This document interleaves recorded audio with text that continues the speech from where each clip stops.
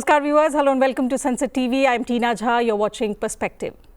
India's rapidly advancing bioeconomy sector is projected to reach $300 billion by 2030, according to a recent NITI Aayog report. Now, this report, titled Reimagining Agriculture, a roadmap for frontier technology-led transformation, underlines that a robust agricultural system is fundamental to national sovereignty and food security. It places agricultural transformation at the core of India's vision of becoming a developed nation by 2047, also lays out a strategy to harness frontier technologies from climate-resilient seeds and precision agriculture to digital twins, AI, advanced mechanization, to boost productivity, sustainability and farmer incomes across India's diverse agricultural landscape. Over the past decade, India has also emerged as one of the fastest growing bioeconomies in the world. From just $10 billion in 2014, this sector has expanded to $165 billion in 2024, contributing 4.25% to the national GDP of $3.89 trillion. Now, with an ambitious target of $300 billion by 2030 and a long-term projection of up to $2.7 trillion by 2050, India is positioning itself to become a global bioeconomy powerhouse. So how are we moving towards the 2030 target? What does the roadmap look like? And what have been the key enablers that helped India become one of the world's fastest growing bioeconomies? These are some aspects that we will explore on the show today. Joining us are two distinguished guests. So let's begin by introducing them to you.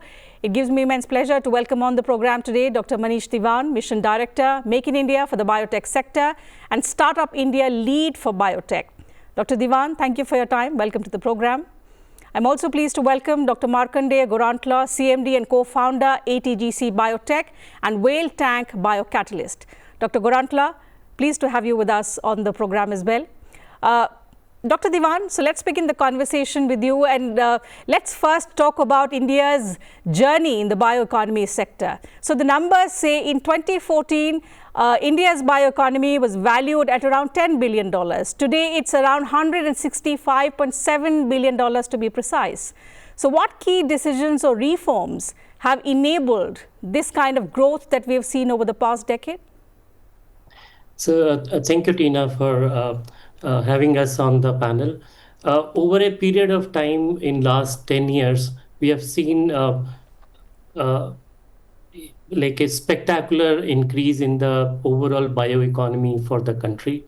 It has brought in a recognition that bio-enabled or bio-based innovations can help us look at sustainable growth using renewable resources as a whole.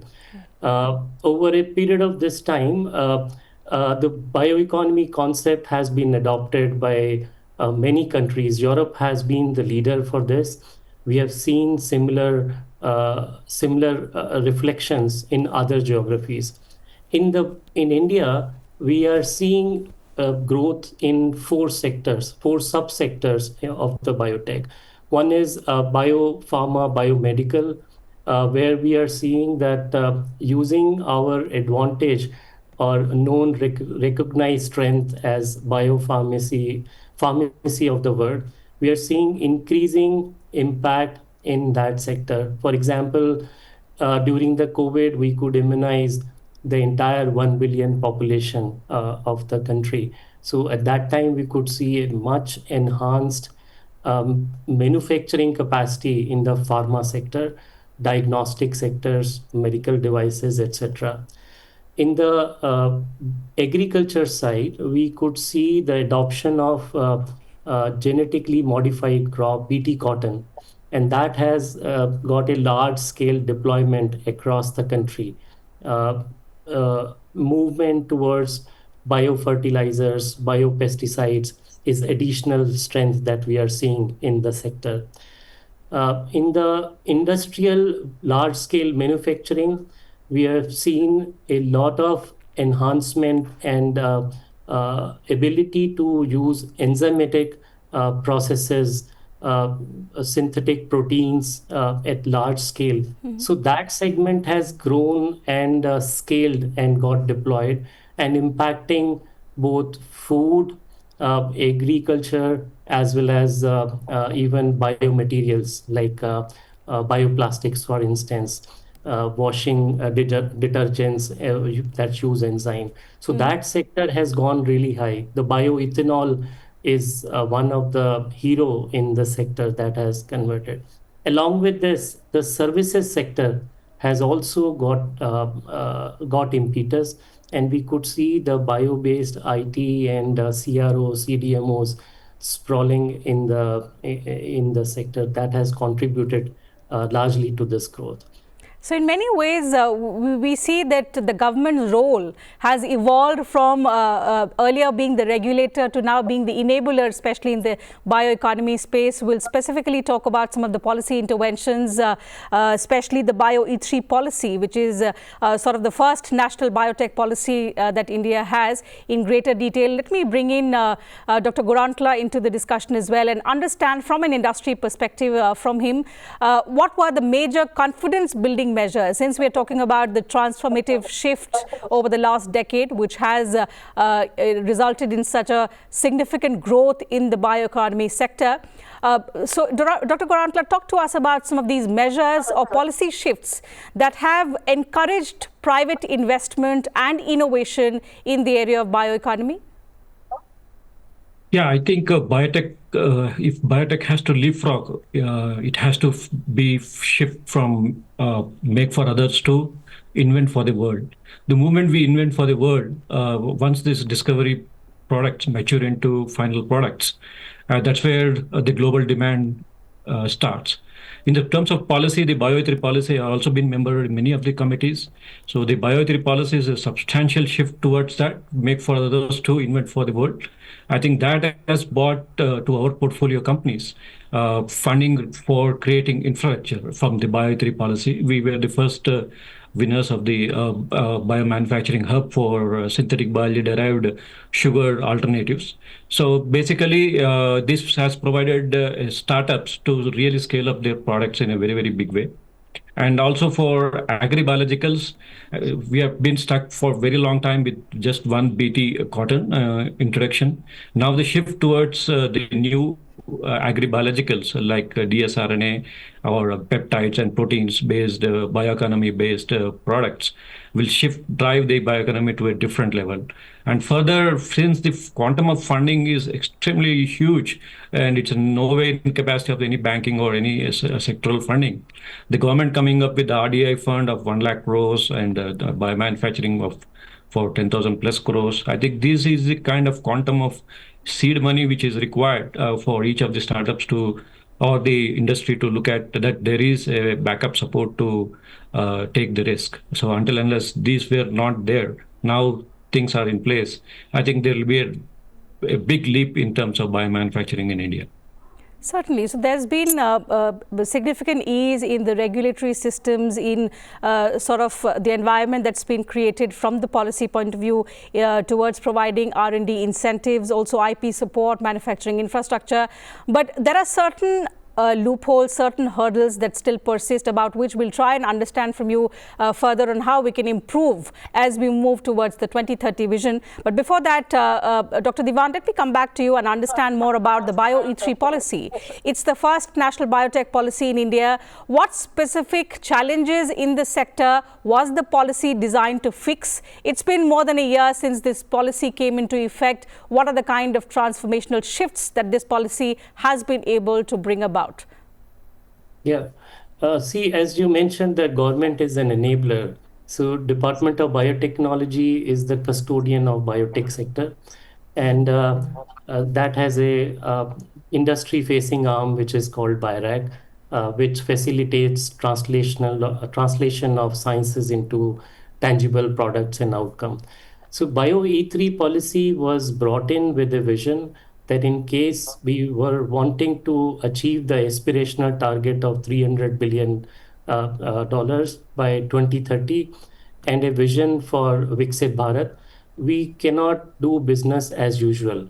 So Bio-E3 policy, which is targeting economy, environment, and employment using biosciences and biosciences-led sustainable growth, had a had a go-ahead from highest level of bureaucracy. Honorable Prime Minister and Cabinet approved this policy in 2024. Within this policy, we have launched variety of schemes that can help at infrastructure level. It's called Biomulankar scheme, where large industries as well as advanced stage startups can seek funding up to, let's say, 50-60 crores as co-funding, and they can seed pilot level and product manufacturing level infrastructure. Besides the infrastructure support, it also provides funding support for innovative projects which can address the national priorities like bio innovation in India and biomanufacturing in India, which are the two core focus points for this policy. And this policy also recognizes that funding infrastructure can be leveraged with public-private partnerships and large-scale integration of collaborations both within India as well as outside India. So if you look at Bio E3 policy, this is a framework which lays the path forward to move in this direction. Now, within this, there would be schemes and programs. One I mentioned as Bio AI hubs, biomanufacturing facilitation, Mulankar, with announcement of RDIF fund, which is 1 lakh crore to support deep tech innovations. So biotechnology will get an allocation within that fund, and that can propel bio innovation and biomanufacturing as we move along. Okay, Dr. Kurantla, how do you see the Bio E3 policy balancing economic growth, environmental sustainability, and employment? These are three aspects that are intertwined, but all have to go together if we are to achieve the Vision 2030? Yes, I think the first selection of at least 25 plus companies got their due share for the biomanufacturing hubs. But I think the timeline for completing the entire process is too long. It's spread out too thin. I think we should have a national biodiscovery mission. The mission should have a workshop, shortlist, have a pre-selected intellectual property verified, and then funnel them to the DBT BIRAC. So I think that will shorten the timeline which is required for the scale at what we are trying to envision. Yeah. You also mentioned about the startups in the earlier intervention. There are about 13,000 biotech startups currently existing in the country, but a lot of them have been struggling to scale and expand their operations. What, according to you, are some of the hurdles that they face? And going forward, we have a Vision 2030, we have a Vision 2050. We need their active participation. Which are the areas in which we need to focus mainly in? Dr. Kurantla? Yeah, I think the primary concern is basically people do not understand the quantum of funding which is required for them to scale up discovery. Mm-hmm. So the discovery program, if I say in agri-tech, it's $10 to $15 million at just the POC and to enter into the regulatory pathway. And if you come to healthcare, it crosses $1 billion. So many people are stuck with applying for 1 crore or 2 crore quantum of funding, which will not help them to take to the regulatory path. I think there is a big gap between startups understanding the regulatory pathway and the process from discovery to commercialization. I think this mentoring is what is required, and we are trying to do that through Whale Tank Biocatalyst, where we have experienced people driving right from discovery to commercialization. So would you say that the policy ecosystem is moving at the same pace as the innovation ecosystem, or there is a gap that we need to fill in at the earliest? Yeah, it's spread out too thin. So we have multiple sectoral. Now everything has to be there should be one mission, biodiscovery mission, wherein startups get access to that, and certain workshops need to be conducted, filtered, And then respective sectoral BIRAC, DBT, DST, everybody can look at funding those pre-selected startups. Yeah. Okay, I'll take the question on startups also to you, Dr. Divan. So 13,000 biotech startups is what we are talking about. How is the government making sure, or how is the government ensuring that they don't just remain as startups? What kind of roadmap do we have for them to scale up, to survive, and most importantly, stay within the country? Yeah, so I think this is very critical that the primary objective of nurturing an ecosystem of biotech startup in the country has now been streamlined and largely accomplished. So there is a sustainable pipeline of new ideas, new biotech startup incorporation.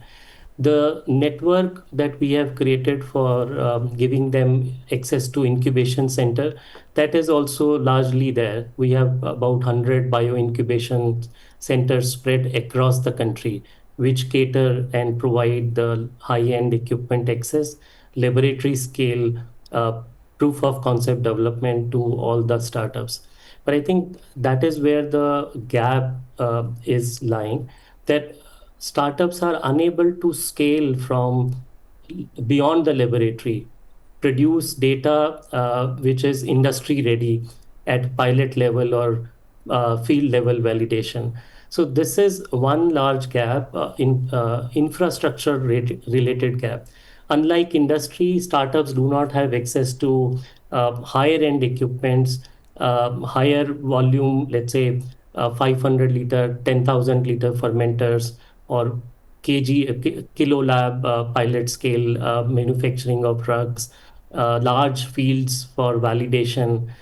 So such infra is accessible to large industry, but unlike startups. So within the Bio E3 policy, that's what we were discussing about. So such common access pilot level validation stage infra would be made available to the startups, both as greenfield projects and also brownfield projects, which uses the idle capacities of large industries, and they can share both infra as well as their expertise to such startups to scale. That is one. Second is the next level of funding, which is like Series A and beyond. So what we are trying to do is attract VCs and angels and VCs to partner and provide the gap funding from, let's say, TRL 4 to TRL 7, enabling startups to use such advanced facilities while they would also require such resources.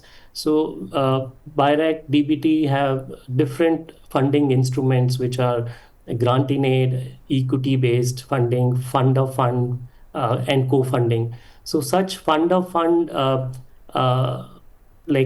fund of fund provisions attract VCs to participate and invest in the startups. So we have seen about 5,500 crore that has been infused through BIRAC's ecosystem fund of fund, which is called ACE, as a pilot initiative. Within the RDIF, there is a provision of fund of fund. And Startup India's 10,000 crore fund has also been replicated in the new round. So this will bring in both private capital from India as well as outside India institutional capital. So we've seen, in fact, rising FDI in medtech and biotech. Dr. Gorantla, if I may ask you, what more will be required to make India a biotech investment destination? Something similar to what we see in Singapore, the United States of America, because we want to position ourselves as a global bioeconomy powerhouse. By 2050, we have an extremely ambitious target. 2030 is the short-term goal. But if we are to work towards enhanced investments, both domestically but also internationally, where should the focus lie in? The focus should lie in taking deep tech innovations to commercialization. Yeah, so we need to upgrade the human resources. We need to upgrade the facilities. Many of the startups they are stuck because of the non-availability of the entire regulatory data, which is need to be generated in India. So people often go to Europe and US, which is expensive. And India has been expensive. Many of the CDMOs, many of the CROs today unable to do by themselves. They are basically outsourcing some of the studies outside India, and that makes everything very expensive. And we need to work on that. So generating a regulatory pathway process for any product is very, very critical for people world to look at development in India. So, Dr. Diwan, if we look at the short-term goal first, 2030, 300 billion is what our goal is. What, according to you, should be some of the most significant milestones? Maybe if you can highlight three biggest milestones that India must meet between now and 2030 to achieve the 300 billion bioeconomy target?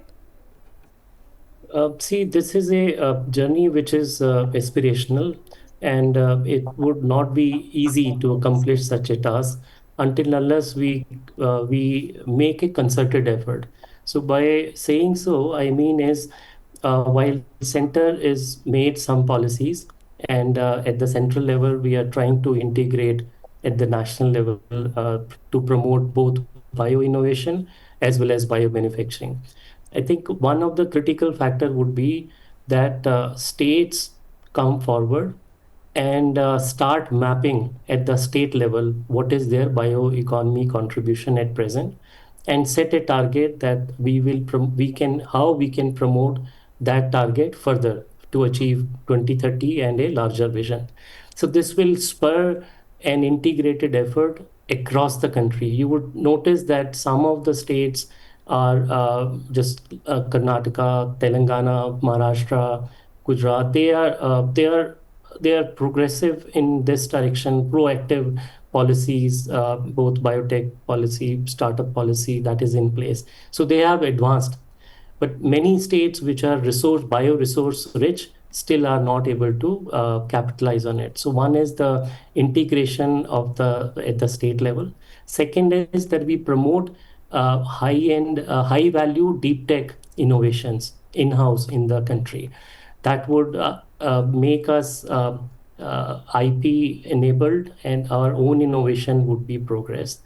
Third is the dependence on reagents, equipments for the biotech sector.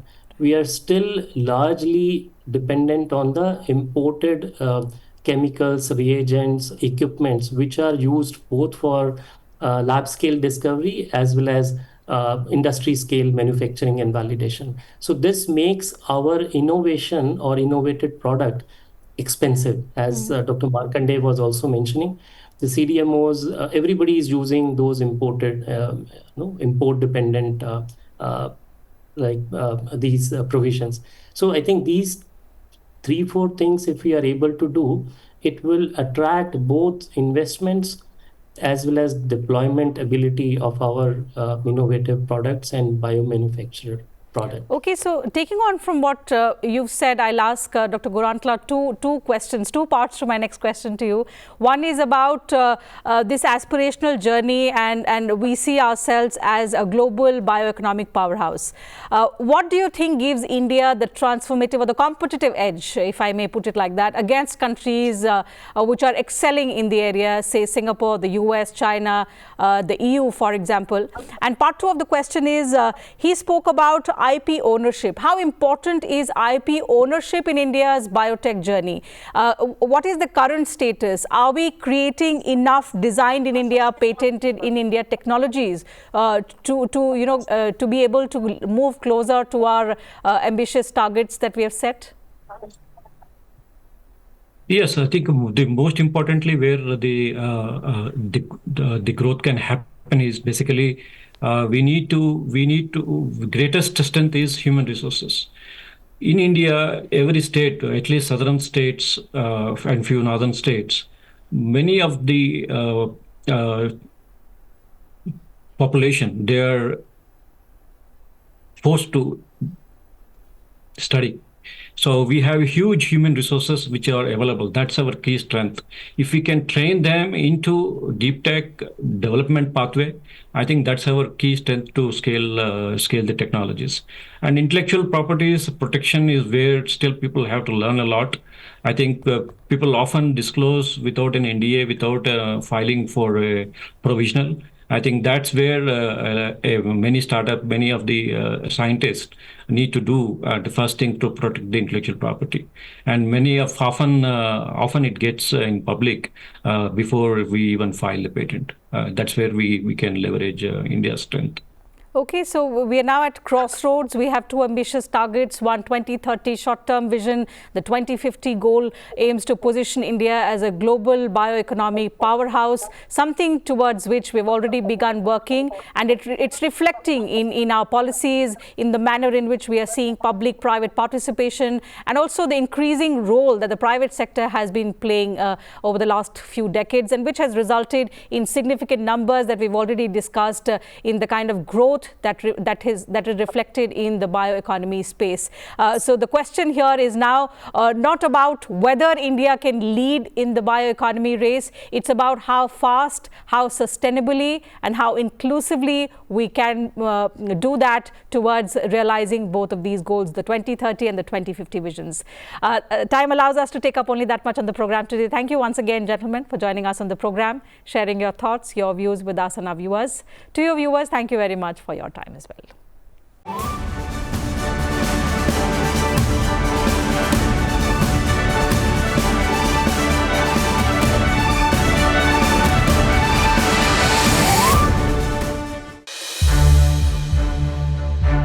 To watch more programs of Sansad TV, subscribe to our YouTube channel and don't forget to like and share them.